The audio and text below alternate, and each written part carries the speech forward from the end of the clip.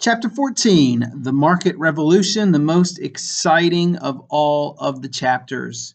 So, our nation is rapidly moving west in the early 1800s when the market revolution occurs. We have Jackson being the first president from beyond the Appalachians, representing that movement west. This map even shows you that every single decade in our history, our demographic center has moved west, meaning that our population continually moves westward. With that said, that didn't mean life was easy. They fought diseases, depression, the loneliness of the frontier life. Life is tough and crude, there's no support. And this is where we get our idea that Americans are rugged individuals, that it is our ability as individuals to overcome these challenges and rise up. It's a big part of the American belief system toward itself that we may have neighbors that help us, and maybe we can even push the government for help getting things like internal improvements, but it comes down to ourselves being successful. That determines our future. So, with that said, as we move west, we do mold the environment as we go. We nearly wipe out beaver populations, sea otters, and buffalo. Modern writers and historians call this ecological imperialism, the idea that we are dominating and changing and in some cases even destroying things as we move westward. So, destroying the environment to use for our own economic success and livelihood is this ecological imperialism. Many Americans, however, appreciated the beautiful, unspoiled environment, including men like George Catlin, who paint paintings like this. Just imagine for yourself a second for what the world would look like without roads and interstates and cities. And just imagine what they saw when they first moved west. Unlike Europe, this was untamed wilderness, whereas some Indian tribes would have changed things and messed with them. They would sometimes burn down small forests. It still was, for the most part, untouched by humankind. So, as we move westward as the American population, we have many other people coming and settling in America, which we'll touch on in just a second. But as America moved west, our population multiplied. It continued to double every 25 years, 33 states by 1860, and becoming the fourth most populous nation in the world. We have many cities grow, including New Orleans on Mississippi River, and Chicago dominating the Midwest because it's located on the Great Lakes, also a center of trade. So as you can see, just like in ancient history, cities on waterways and important traveling sections, those are the places that blow up the quickest and become centers of population and trade. Urbanization is a term for the settling of cities rapidly and the growth of those urban areas. Naturally, there are a lot of challenges in areas like that. It's smelly, it's disgusting. You have lots of police that aren't doing their jobs because there's too much to manage or there's corruption. You have sewage, rats, stacks of garbage. Whereas some cities do adjust, and it's still a long time before cities become a clean place to live. Immigration also boosts this increase, and we'll look at specifically two major populations, the Irish and Germans, in this chapter. Why would they come over here? Well, Europe had a surplus population and lack of opportunity. Here in America, not only do you have that economic opportunity, but there is a lot more freedom in America compared to European nations at this point. And also, transportation kept getting cheaper with things like steamships. So, when we look at one of the first groups to swarm our shores in the 1840s and 50s, the Irish come to mind, and they had lost nearly 2 million people to the potato famine in what they called their Black 40s. Because of that, they looked for an area to escape. The problem for the Irish is they are frequently disliked and had to fend for themselves when they get here, forming groups like the Ancient Order of Hibernians and the Molly Maguires. Why were they disliked? Well, the Irish were Catholic. Since most Americans were Protestant and didn't like Catholicism from the beginning, this was one strike against the Irish. They also remained low wage workers or low skill workers, meaning that they challenged your regular American for economic opportunities. And that led to, of course, anger from Americans. They also were very poorly educated because they came from a poorer country without education opportunities. And so, again, they were looked down upon for that. And they also had to work hard to own even a small parcel of property. So they come over here poor, come over here with little education and Catholic, and they end up settling in urban areas because they can't afford to live anywhere else. So although Irish were disliked because of these reasons, there were some political organizations that saw them as a potentially powerful voting bloc. And in New York City, Tammany Hall comes to mind. And we'll talk more about Tammany Hall in the late 1800s when they begin to completely control New York politics through their use of immigrant votes and, of course, massive corruption. but Irish were a big source of eventual votes for groups like Tammany Hall. Whereas Germans were also immigrants flooding our coast, they were different in many ways. Most of them were uprooted farmers, meaning that they owned land back home, and many others were liberal political refugees. So they came over here more educated and better off than the Irish. Because of this, they tended to not settle on the coast and settle in those areas, finding whatever jobs they could find. Instead, they moved to the Midwest and settle where they can own their own property. And they even create almost isolated German colonies on the frontier where they develop kindergarten. They use their Conestoga wagons. They bring us their Christmas trees.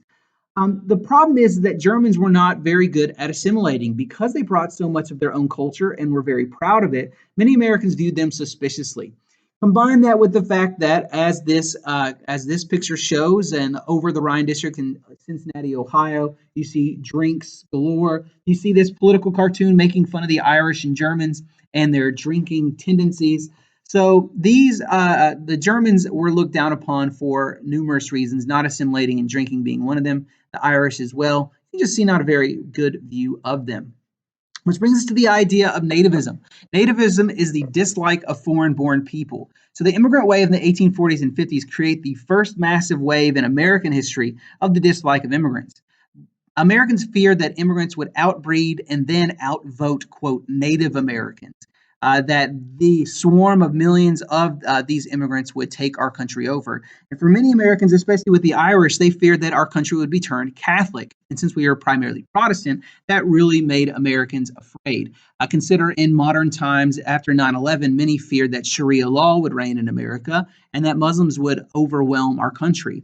Whereas nearly 20 years later, it seems unfounded. That still was a legitimate fear that many Americans felt and led to some growth of nativism in the early 2000s, and it even continues today.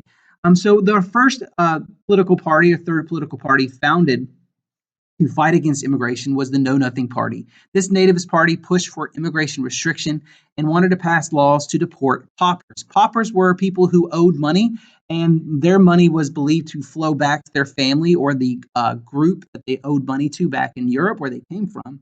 And so if we could get rid of all of these groups, then we wouldn't have the immigration problem. And then you have Maria Monk, a creative woman who claims some just evil practices of the Catholic Church. And her way of making the Catholic Church seem evil, even though all of her stories are proven to be fictitious, she still did a lot to make Americans buy into the fact that Catholics were bad. So despite discrimination, immigrants fuel economic expansion. So despite all the challenges they faced and the hatred and the attempts at deportation and restriction, they're able to continue coming over here in the hundreds of thousands and millions. And without them, we would not have had the Industrial Revolution because they are our primary labor force. So why did America not mechanize by this point? Why did it take us so long? Well, British had perfected textile manufacturing in the 1750s. They're the ones who had perfected it. And because of that, well, why wouldn't we just rely on them to have our goods made for us? We were slow to industrialize. On top of that, not only did we have a country that controlled us and sold products to us, but also land was cheap. Most people wanted to move out west to own land rather than work in a factory.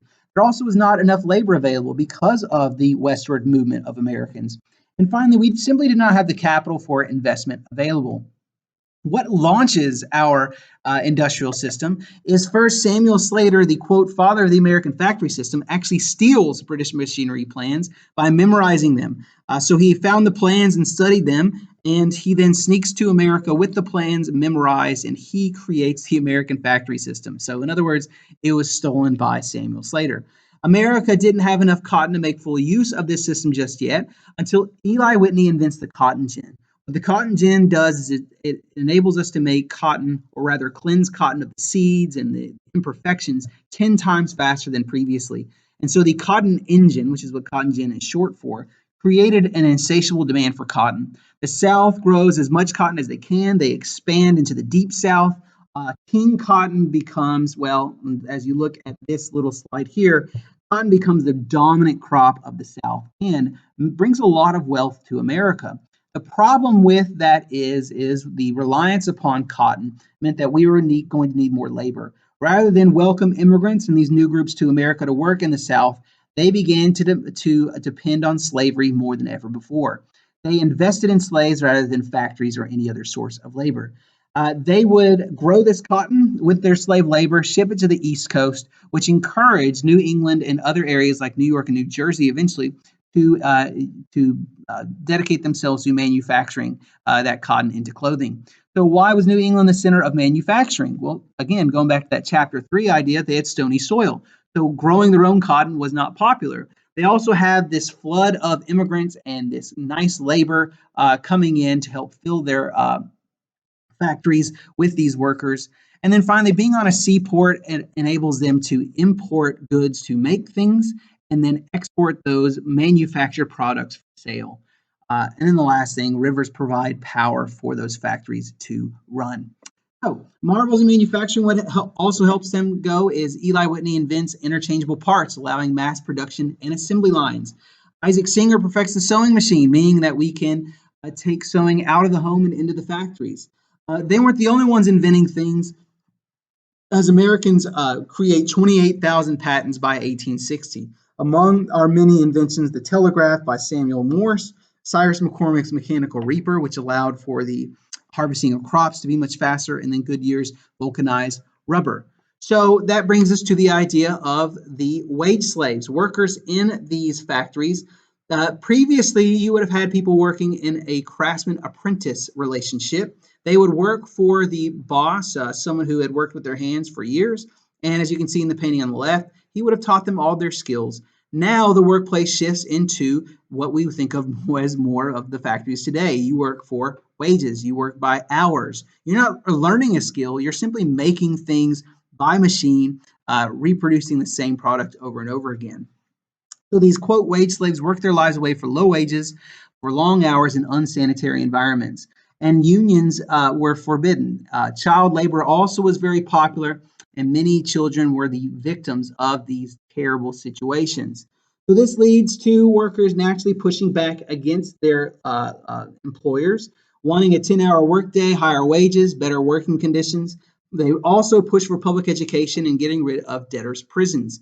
Employers, however, said that if we gave them all these things, we would not produce as many goods. Factories would cost us more money, which would also make products more expensive. And then finally, this time off would lead these poor workers into the devil because they would be idle.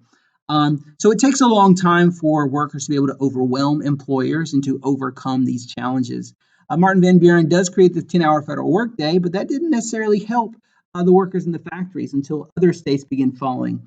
The biggest victory for labor in these early days, however, is Commonwealth versus Hunt, when the Supreme Court finally says that unions are not illegal as long as methods were honorable and peaceful. And so we have our first major success for factory workers and workers in general in America. What about women? How do they fit into this factory production? Well, some of them, normally single young girls, were able to work. These factory girls worked 6 days a week, 12 hours from dark to dark. Women in factories were quite unusual for the most part. The most famous example of women working was the Lowell system in Massachusetts, where they recruited New England farm girls. Most of them, again, however, were young, were single. And once they got married, they were expected to move on. And there really weren't many other economic opportunities for women. Women were expected to work for a short amount of time, get married, and go home to take care of their family. Which brings us to the cult of domesticity, women's role in the 1830s and 1840s and onward. This cult glorified women's role as a homemaker, granting them moral power and decisions over the family. Their job was to raise the children. As men went to become the breadwinners, women's jobs were to create an emotional refuge against the industrial life. Families began shrinking in size, probably because of the less time spent together, but also because the focus is on the home as escape, and there also may not have been that much money to go around. Women did not suffer through the grueling toil with men. However, they did face different challenges, giving up their dreams or giving up any kind of their own prospects for individual success, and instead expected to buy into the, quote, cult of domesticity. So women are limited again in their roles, meant to stay at home. Creating the national economy. So when we see Henry Clay's vision for America come together, it is when the North becomes the center of manufacturing. To the West, the Midwest becomes the breadbasket. Ohio, Illinois, and Indiana feed the rest of America, while the Northeast makes manufactured products. What makes all this possible? How do we feed everybody? McCormick's mechanical reaper is able to cut down and scythe the wheat so that we can collect it and make more food swiftly. Deere also has the plow to get that land ready. What about infrastructure? The first roads are developed, beginning with the Lancaster Turnpike in Pennsylvania. It's actually a private road that is so successful that the federal government finally decides to get itself involved in developing a national road and developing infrastructure for the states. Robert Fulton's steamboat also transforms travel.